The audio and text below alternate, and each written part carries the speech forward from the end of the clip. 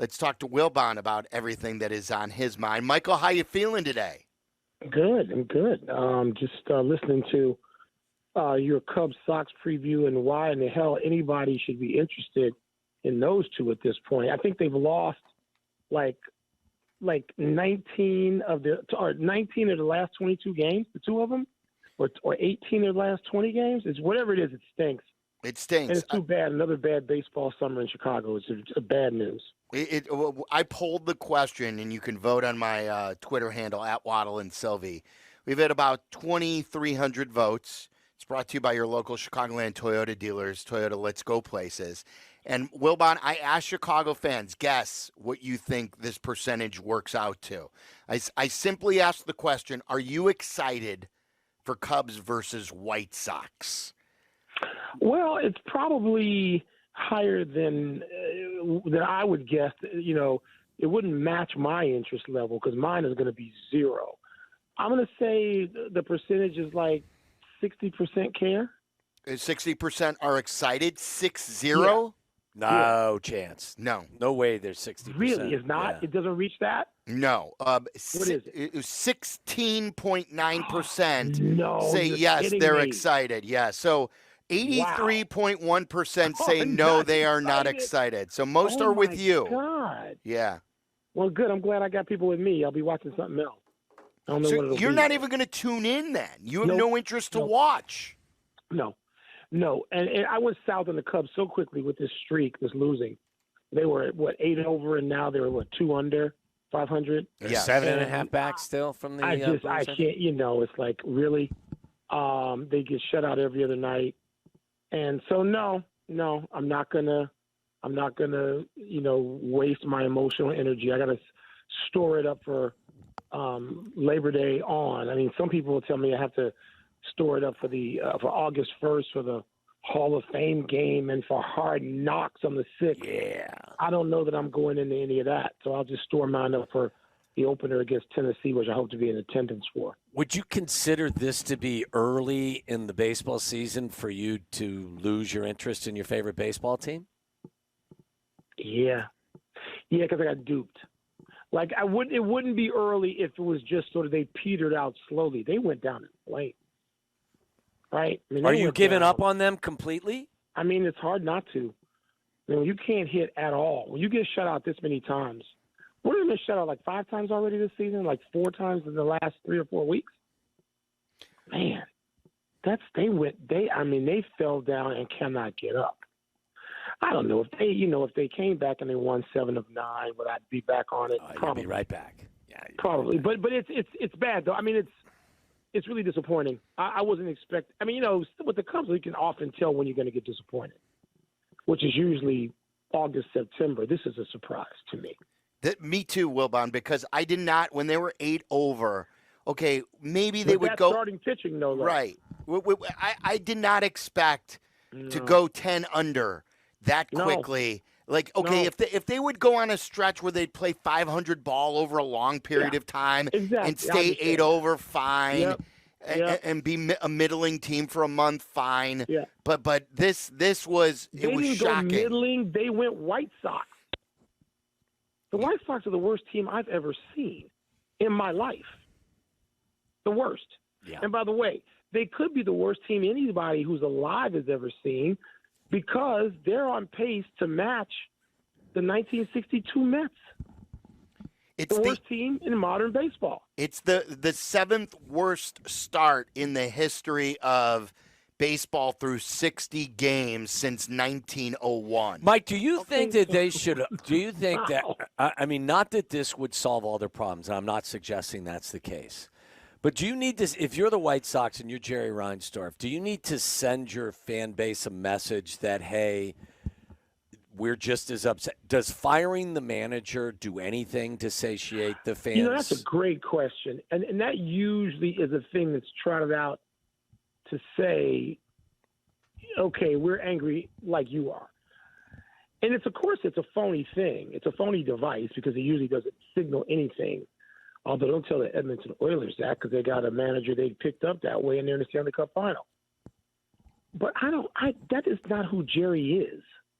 And so I think it would be I don't know. I'm two ways thinking about it. One is that as a person who covers sports and believes, Tommy, exactly the scenario you just painted. On the other hand, I like the fact that that's not who Jerry Reinsdorf is. He's just not who he is. He's not going to do something for show like that that's hurtful, and to just do it so that a certain percentage of the fan base and social media can say, see. I like that about Jerry. And so I don't know nothing fixes it other than, 2 years ago, people were picking them to win the American League. Was it 2 years ago or 3 years ago? 2 years ago. Yes. I think that didn't our good friend Jeff Passan had them winning the World Series. It crashed in the window opened and shut so and closed quickly in like a week. Yeah. Here's the counter to what you're saying, Michael. I get what you're saying if you're in fact firing him just to show, I'm not going to take it, and we're going to show you that we care and we're firing a manager. You're firing him because they're lousy. You're right. That's the worst part. But if you understand that the culture isn't good, and that when we start as the White Sox, I'm talking like if I'm working for the White Sox, and you're internal there and you're like, our culture isn't good, and if we start bringing up some young players and this isn't the best way to develop some of our young players because he's not who we thought he was as far as setting some good habits. Then that's legit. Then you get rid of him and you bring in someone who could, whether it's Ozzie for the short term, and then you reset it next season with the right young guy who can set a culture. If you can find that guy and get it right. I mean, we talk about this all the time. We talked about it with the Bulls and talent. Sure. I mean, finding the right guy is not as easy as that. I hear you, but by the way, the scenario you're painting, Silvy, is I'm not about to argue that, not about to push back. That if you decide, listen, not only are we jeopardizing, we can't get up from the position we're in now, and we're jeopardizing future players by putting them in the wrong position. Then yes, that's a reason you fire the manager. You just can't poison them and set their careers off to a bad start. I want to ask you.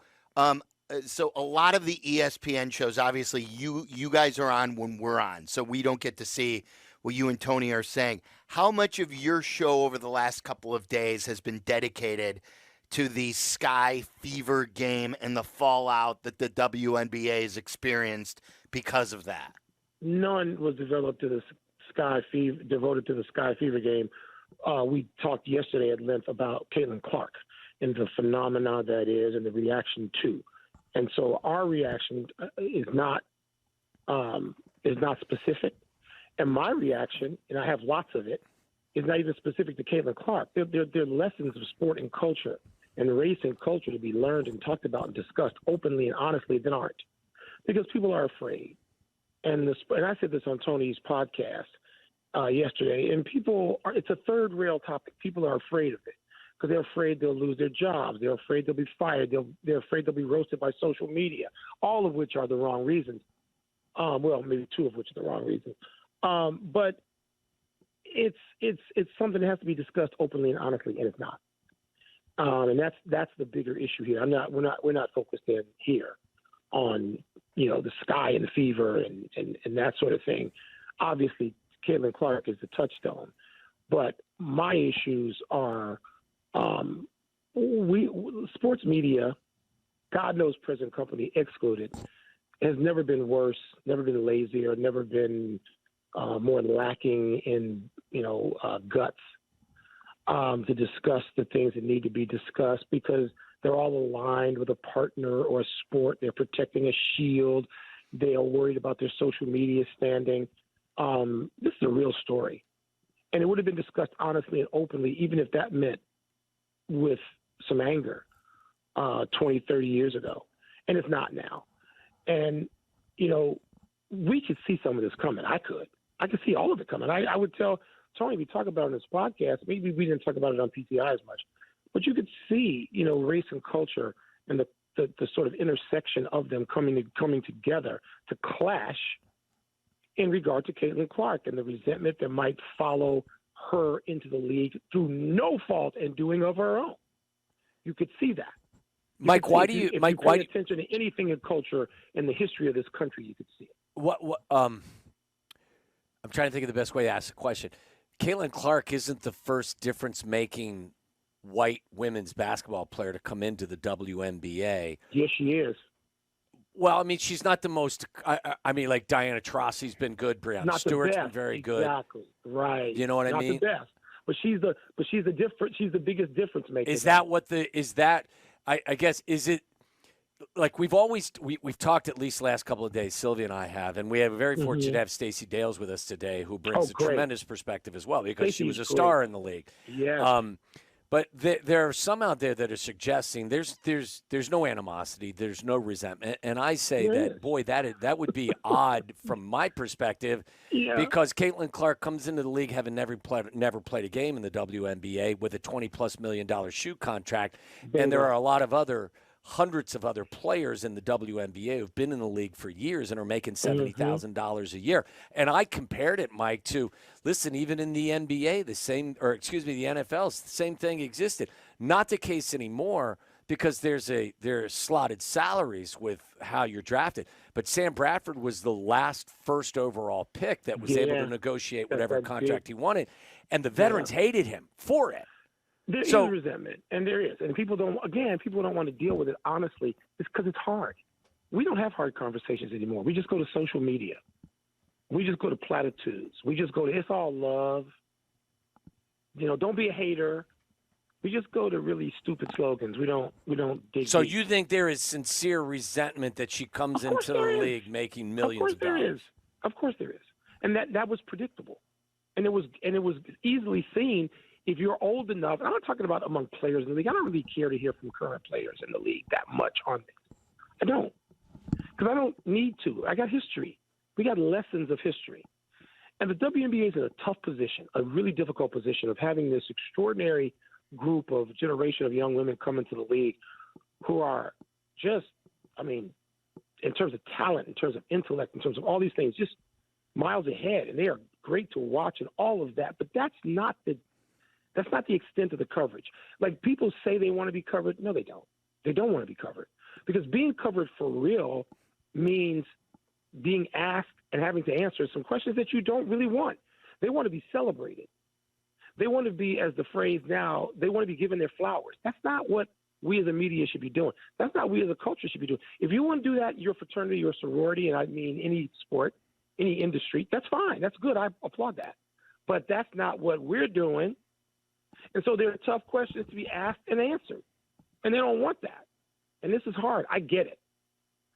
But on the other hand, these questions go with the culture. And they go with being the bigger you are, the more eyes that are on you. You want to play on the big stage and make more money, I'm all for it. I want you to make more money. Guess what comes with more money? More scrutiny. You want that? The honest answer is no. And, I heard Rebecca Lobo, who is smart on all things. Yes. She's just smart on all things. Rebecca Lobo can be the subject of my interviews anytime. But I heard her say today very naively, but we don't want the other stuff that's attended. We're not asking for that. So we're not asking you. Michael, I pulled that's that bite. You're gonna get. Michael, I pulled that bite from Get Up this morning because it angered me, because this is what is bothering me. They're inviting us all to the party. They want to grow. What's going to happen at the party? And they don't want us to make noise when we're at the party. Because they want the song to be sweet. And that's not it. And this is hard. This is called growing pains. Now, I would say every league goes through this. And in Caitlin Clark's case, again, you're getting the intersection of a lot of things here. You're getting – Caitlin Clark wasn't operating in the real world of basketball in the state of Iowa? Really? Did people think that? And she brings this huge and just following with her. And the people following her have no idea what the WNBA is. They have no idea what the culture of basketball, largely of color, is like. None of it. And so they walk naively into something and say, everybody's going to celebrate our little Kaylin. No, that's not the case.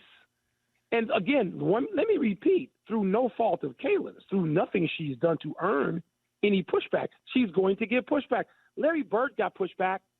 He better basketball player than Caitlin Clark. He got it. He got it from his peers. He got it from the public, a certain section of it. He got it from certain sections of the media. And guess what he did? He kept playing and fighting back until after a couple of years or a few years, there was no more pushback. Yeah. Caitlin Clark's going to have to do something similar. She's going to have great games and great series and win and beat some people and get into some dust-ups, right? And have people have her back too, all of it, and then it'll be okay because she's a great player. But for anybody to think, basketball has been a culture. We've got movies that talk about the difference of race and culture. White men can't jump. What do people think that was? Right? What do people – I said this to Tony yesterday. How many white American male all-stars are there in the NBA today? The answer is none. Yeah, I was going to say none. Okay, so how does a white kid get to – where does a child who's 8, 10, 12 years old, just like I got some great joy and satisfaction and value out of seeing somebody who looked like me do something different – a white kid can't find this, can't seek that? Would it be wrong to seek it? Hell no, it's not wrong. We all do it. We're all tribal. So this kid wants to see and goes, wow, look, I'm going to root for this person. Where's that guy? Where's that guy literally in the NBA? He isn't. It doesn't exist. Who's the last one? Kevin Love? Tyler Hero wasn't an all-star, was he? I mean, we're talking about needle in a haystack. Why is part of the reason I root for the Edmonton Oilers, I don't know what percentage, maybe 10, 20, I don't know, is the fact that they got Darnell Nurse and Evander Kane, who are brown people, look like me. I root for Edmonton. I looked out and saw Edmonton with like multiple black people on the ice one day. It's not just Connor McDavid, although that's enough, like in Draisaitl, and I watched them and I root for them. I root for those other two guys too, by the way. Not Evander Kane, but Darnell Nurse's sister plays in the WNBA. Talk about that for a little irony. So all of these things come into play. You see somebody who looks like you, and even if you don't want to admit it out loud, because most people don't, they're not as crazy as me. I don't care what social media says about me. Even if you see this person and you don't want to admit it, yes, there's some identification. So why should a whole lot of people identify with Caitlin Clark? They should. Michael, but don't tell me it doesn't exist. I don't want to hear that nobody does that either. Yeah, I agree. Like the pushback, I don't want to hear that nobody does it. Of course people do it, and it's fine to do it. Isn't the comp too, and I brought one of these comps up. First, I comped it a lot to Jordan in 84, but I think an even better comp on the race front. Isn't this the exact same thing as Tiger, where Tiger was not the exact. But well, close. I mean, but he was at the beginning. He was different. He was different. Yes. In a sport where there was not really anyone who looked like him. That's right. And he brought with him the money, and you had all these old white guys who were there before, and they weren't getting paid like him. And here was the young guy who didn't look like these guys. Right. And he was getting paid differently than they were. And they're like, oh, who are you, hot shot? Like, you know? The difference is Tiger was truly – Tiger didn't have any games where he had 3 points and 5 turnovers. But that's true, right. He so took over from the start. I mean, Tony shot back – his pushback on me yesterday was she's not Larry Bird. And, you know, again, Magic and Bird are a great analogy because there was animus involved in this. There was real hard feelings involved, which came along about the time of the movie. Actually, the movie came later than Larry. But yes, Silvy, yes, Tiger, you're being different always makes you a curiosity, and being a curiosity in sports and entertainment, if you're good and she's good, whether she's Bird or Tiger is immaterial. But she's good. That gets you paid, and that brings resentment, which goes back. This is full circle to where we started this conversation. So yes, I mean Tiger had to face all this resentment, and look at now who's the two voices that stand for the PGA are Tiger and Rory. Like, other voices have been beat back. People don't listen to Phil anymore. Tiger. And so the same guy that they were all scared of and distrustful of and resentful of, that guy leads the way. And so I don't know whether that's going to wind up being the case for Caitlin Clark or not. It could very well be. But she's got – listen, I'm going to tell you something else. We're going to see this again. And I told my son this, and Matthew doesn't understand it because he's too young. The kid who's going to Duke next year, the talented white kid, 6'9", 6'10" from May, Cooper Flack. Let me tell you something. You think he's going to have a moment or two? He's going to have a moment. I want to talk about a third color, and that color is green.